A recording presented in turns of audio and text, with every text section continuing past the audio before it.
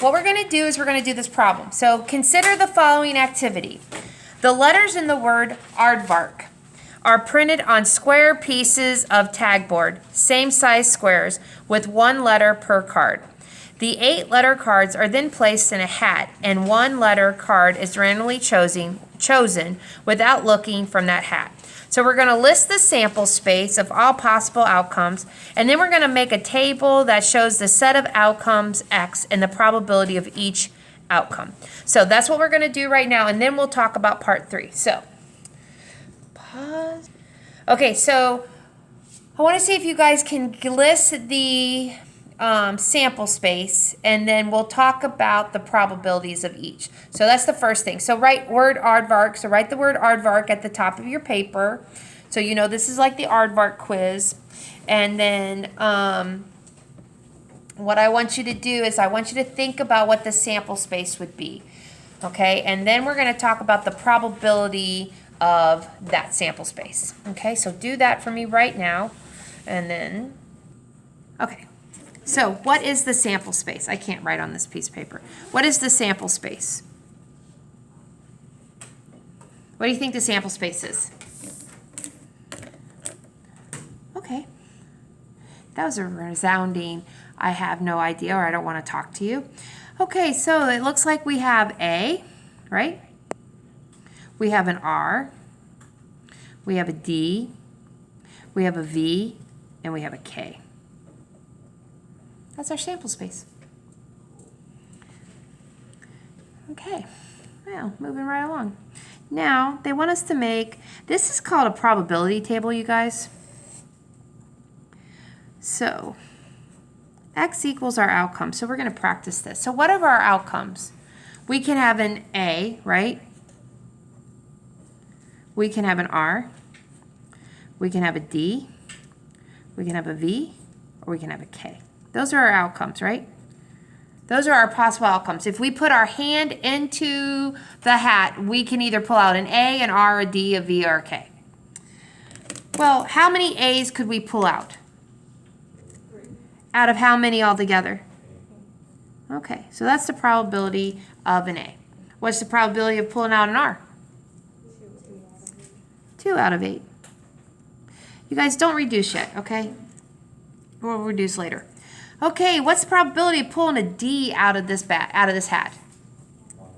1/8. And what is the probability of pulling a V? These letters aren't as fun.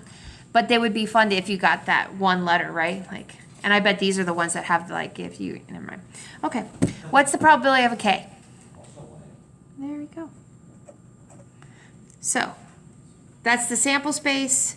That's the probability outcome, okay? Now, what we're going to do, what I need you to know, is you guys can't see that? Now you can see that. Okay. Can you guys see that? Consider the following events. V, the letter chosen is a vowel. F, the letter chosen falls in the first half of the alphabet. That is between A and M, okay? So those are our events. We have event V and we have event F, okay? So the first thing that we're going to do is we're going to discuss our sample spaces for each one. Okay, so let's see. So our sample space for V. What is our sample space for V? V is the letter chosen is a vowel. So what's the sample space? Amy. A, E, I, O, and U. Okay, so I'm sorry, I did not make this clear. We're still talking about this problem. We're still talking about aardvark. So what is Would it? it be just A? It would just be A. That is my fault. Okay, then what is the probability of event V? So what's the probability of event V happening?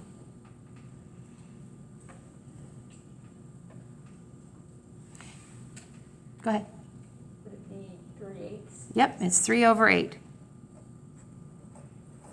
So if your event space is an A, what's the probability of you picking an A? It's 3/8. Okay? Event F.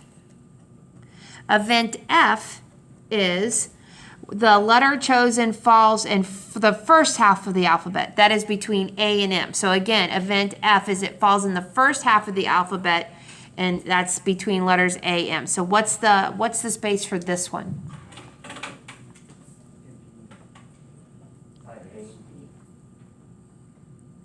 A, D, and K. Because remember, it's in the first half of the alphabet, so that's between A and M. So the letters between A and M are A, D, K. And so you know what I'm going to ask you now, right? What is the probability of event F happening? 5/8. How'd you get 5/8? You add them up. What did you add up? 1/8, 1/8, 3/8, So 3/8 plus 1/8 plus 1/8 is 7/8. I'm just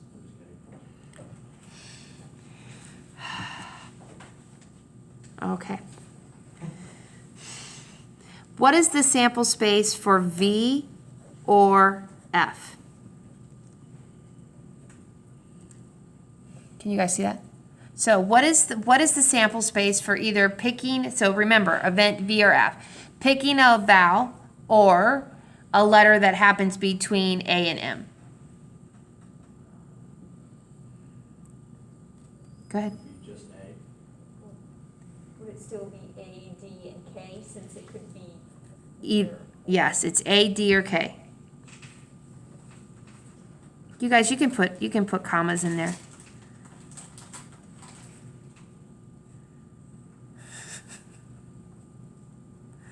Okay, so V or F. So what's the probability of V for V or F?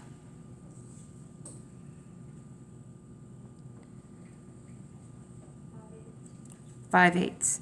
It's the same thing, right?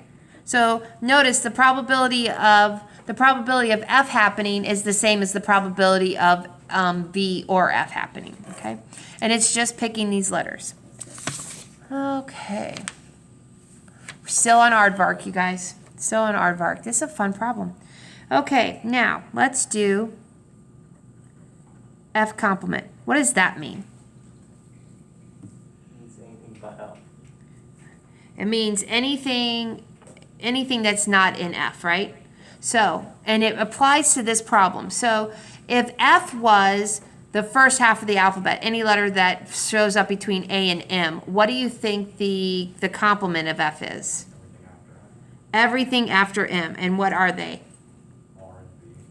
R and R V. and V. And then you know what we're going to do, right? What is the probability? Oh, except that I messed that up. Okay, so now what is the probability of F complement? 3/8. How'd you get 3/8? You add the probabilities of R and V. You add the probabilities of R and V. 2/8 plus 1/8 is 3/8. Do you guys see now why I said don't reduce them?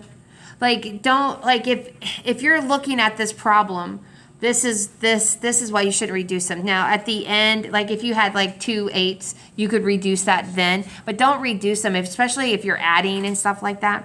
Okay, so there any questions about that?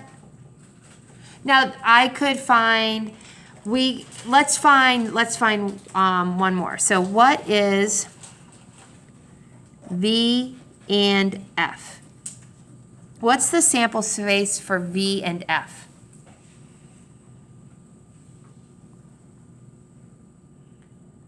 So and means union, right?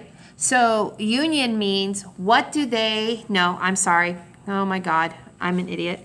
And means intersection. How many times does that happen on the video?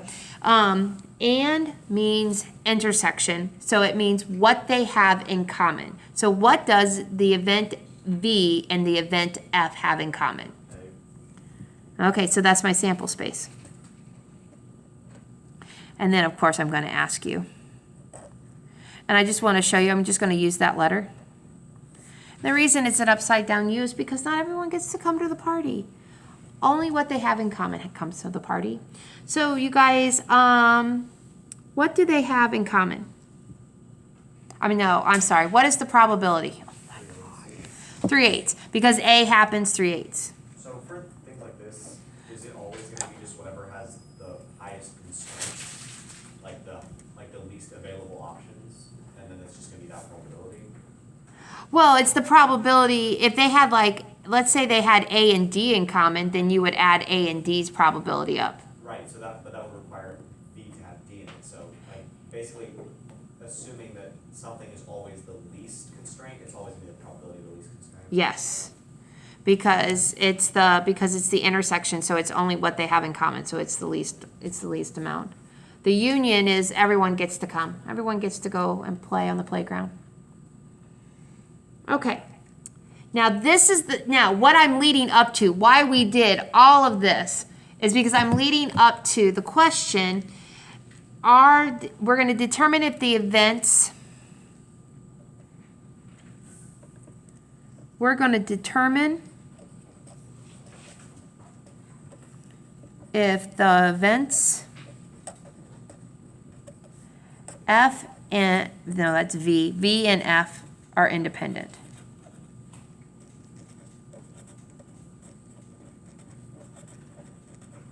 Okay, so we're proving this. So today what I wanted to do is I wanted to prove independence, and then I want to show you if they tell you two things are independent, what you have to do with that, okay? So to prove two things independent, what you need to know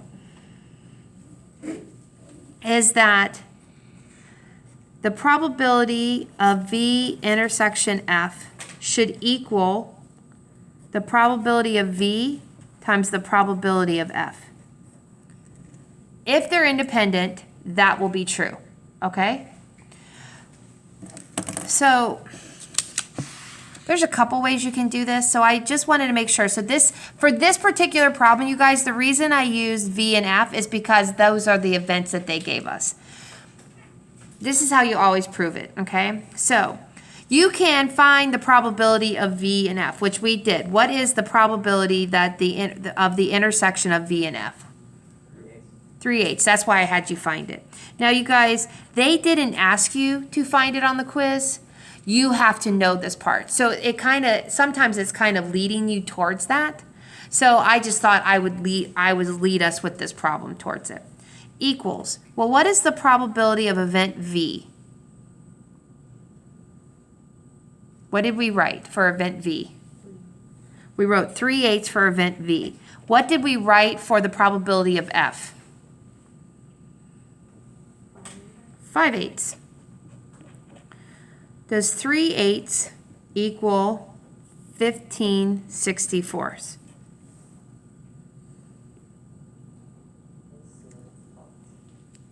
Do they equal each other? No. So events V and F are not independent.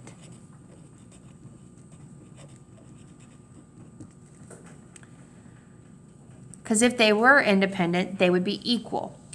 Now, there are problems that will say, hey, these two events are independent. Find the union. So that right there, so this one just says, hey, are they independent? Then the next one will say, hey, they're independent, find the union. So they play a part with each other, okay? So again, you guys, what you have to do is the intersection of the two events should equal the multiplication of the two events separately, okay? Yes, I know, we probably should do another one of those. Okay, so, but we're gonna stop.